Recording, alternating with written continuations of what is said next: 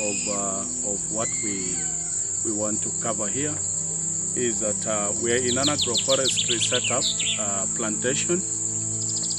This plantation, these are eucalyptus trees. And then within here, there was an intercropping that was done by the farmer himself. The intercrop here, I am seeing the remains of the sunflowers, and I'm also seeing the crops like sorghum. In the simplest definition of agroforestry, in its definition is actually the land use management system in which trees or shrubs are grown around or among crops or pasture land. And when you look at here, we have the pasture land. Besides the farm here, we have animals that are also just feeding within the farm. We have goats, we have other even chickens around. So that is basically, and as we know, trees actually produce a wide range of useful and marketable products, from fruits, nuts, and wood products, and so many others. And as we want to see how does agroforestry contributes to actually making food security, or how does it contribute to food security? Looking at like how the agroforestry setup of this kind can also be able to help us, mitigate the effects of food insecurity in any community that we live in. And we are looking at, first of all, how does it provide the things like nutrition, because it provides nutrition and for health purposes, of course. So the provision of nutrition and health, here we're looking at the nutritious fruits that we obtain from some of the trees, because if there were fruit trees in this plantation, we will be able to obtain. So, and the other thing is actually resource conservation. The agroforestry setup in all its ways helps us in a way that water and soil nutrients are most important natural resources in the case of farm productivity. And continuous resource depletion, of course, decreases productivity of the farmlands, as we all know. And intensive agriculture, climate change, unsustainable use of resources, and the main causes, in most cases, they're the main causes of degradation. So trees in agro-ecosystem can enhance soil productivity through conservation and efficient use of natural resources. Other ways in which agroforestry contributes to actually food security is soil amelioration.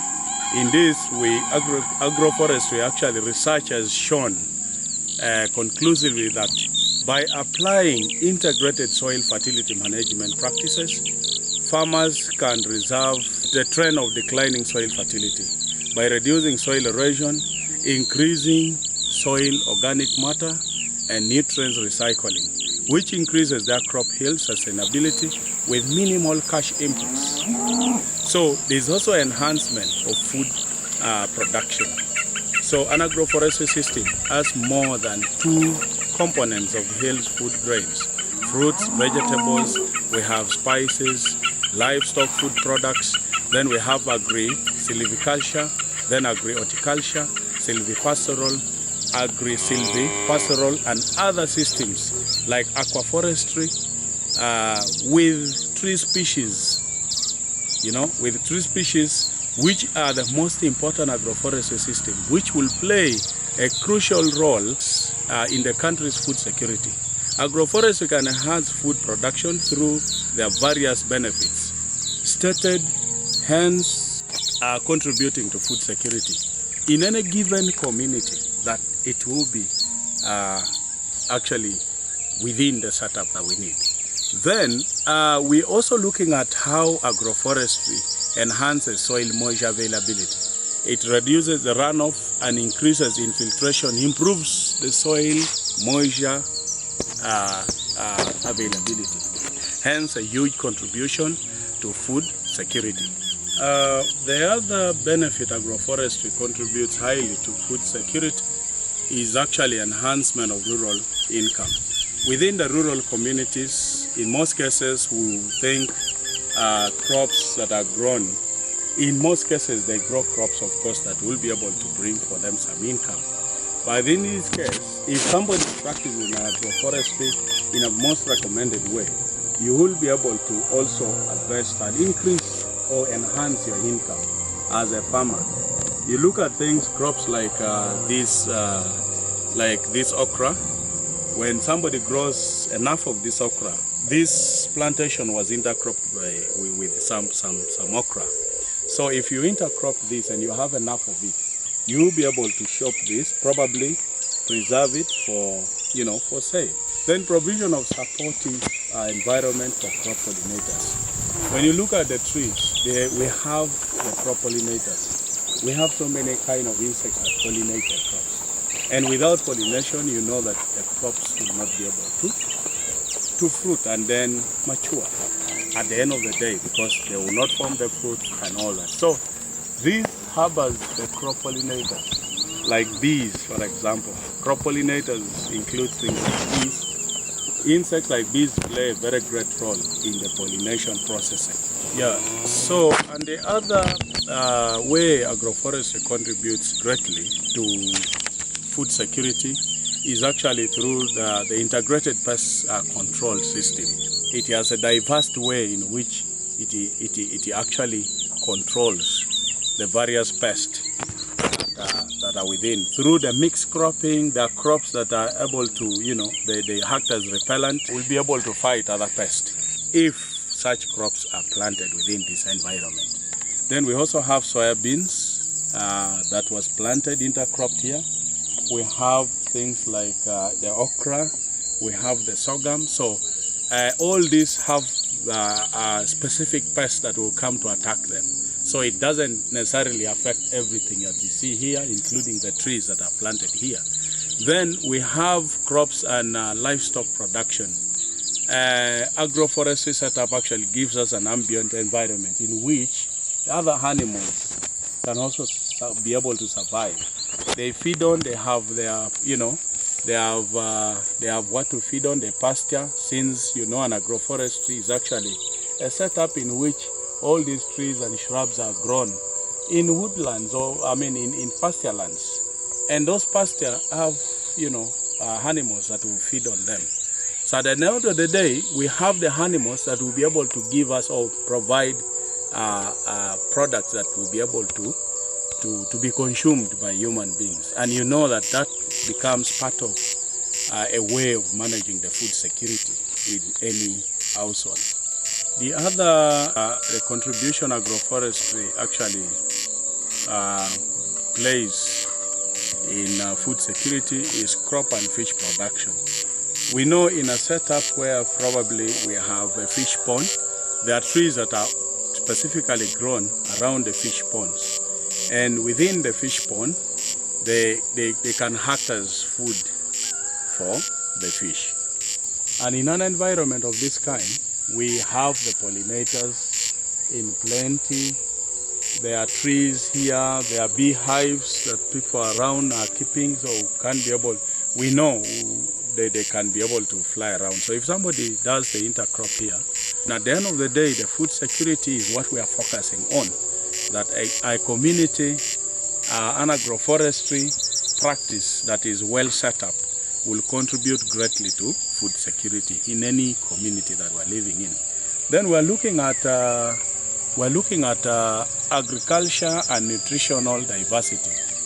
And when we talk about agriculture and nutritional diversity, it actually, an agroforestry setup like this recognizes all the procedures, all the requirements that in an environment of this kind, if we had the fruit trees, for example, the oranges, the mangoes and other fruit trees that will be able to get the fruits out of them, they will be able to provide all the nutritional values that we need.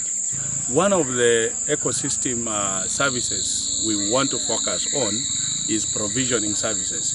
And under provisioning services, these are services that we obtain from an ecosystem which includes, genetic resources, food, energy, fiber, and fresh water. So all these are provisioning services that we obtain from an environment of this kind, a setup. So like here, for example, we're looking at things like energy. When we talk of energy, at the end of the day, when you cut these trees, when time for harvesting these trees come, they are always the waste or the remains of some branches that might not be used. But it can be converted to energy.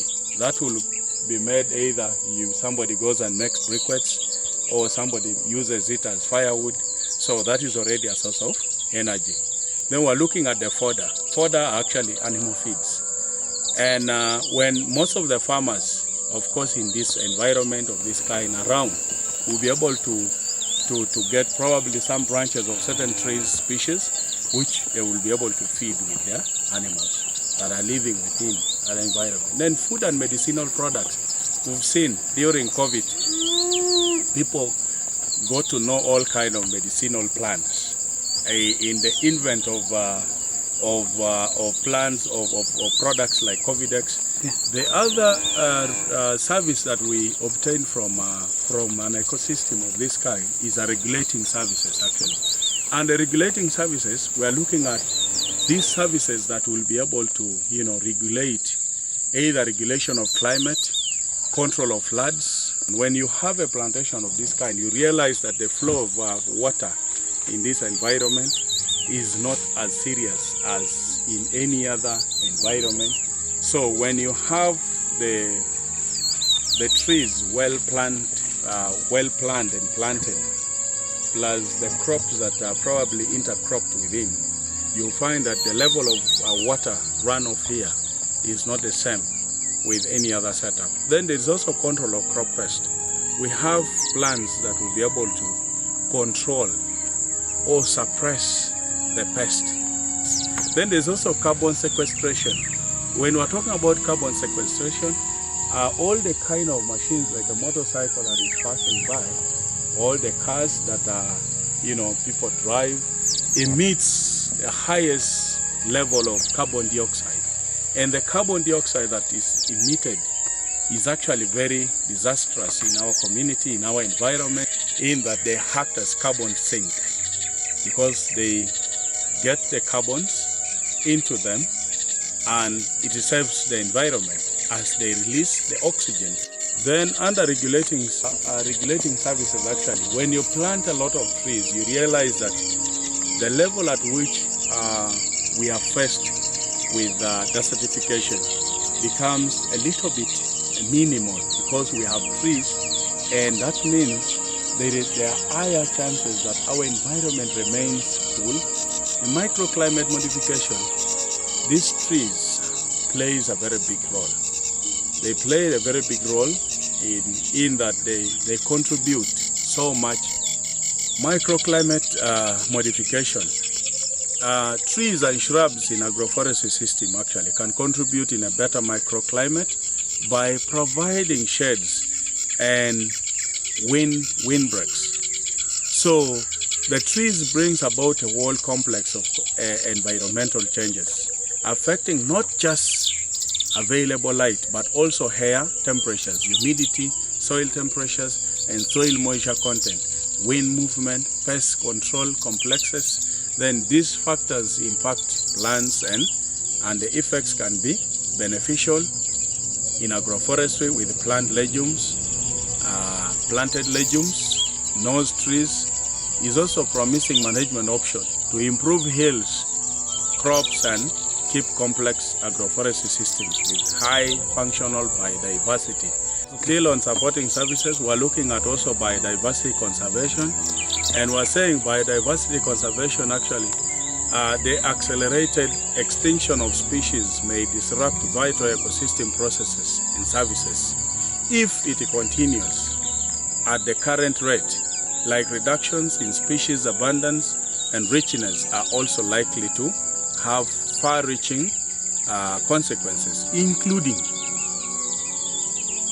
the losses of agricultural pest control and the spread of diseases. Biodiversity conservation here is actually in that the agroforestry setup of this kind will be able to conserve all kinds of farming practices that are taken care of within this kind of environment, because they will be able to take care of every need under this. If a crop is to grow here, there is fertile soil that contributes from the droppings of the leaves and the decomposition processes. Then if the animals are to feed here, the animals will feed on the fodder or the remains of the crops that are here. It still acts as the same processes. Then we have the last or final bit of the ecosystem services that we get, which are the cultural services.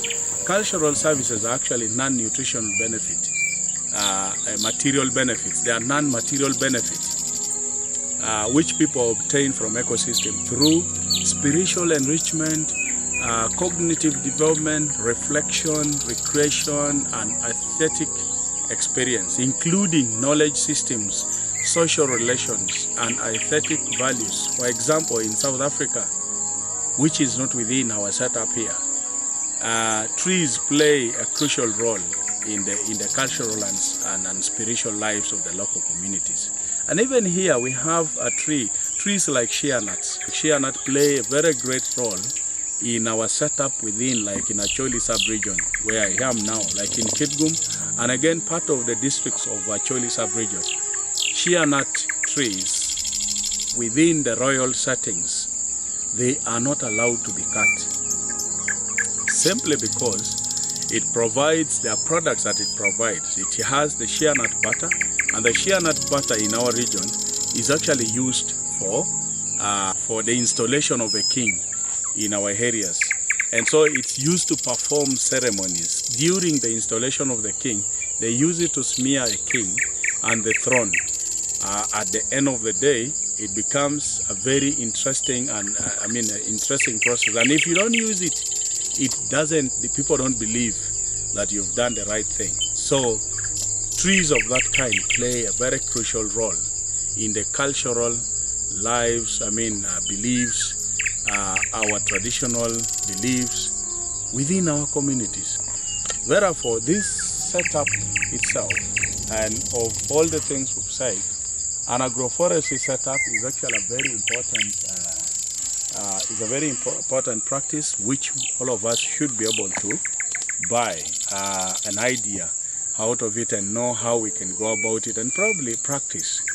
It's very important because it will enhance our food security in our families, in our homes, in our communities, and also we'll be able to have, these are like retirement packages for people who are working. So you make sure, if you take care of them very well, with the time they grow, you'll be able to cut 1 or 2, you sell. So that is all. Thank you for watching.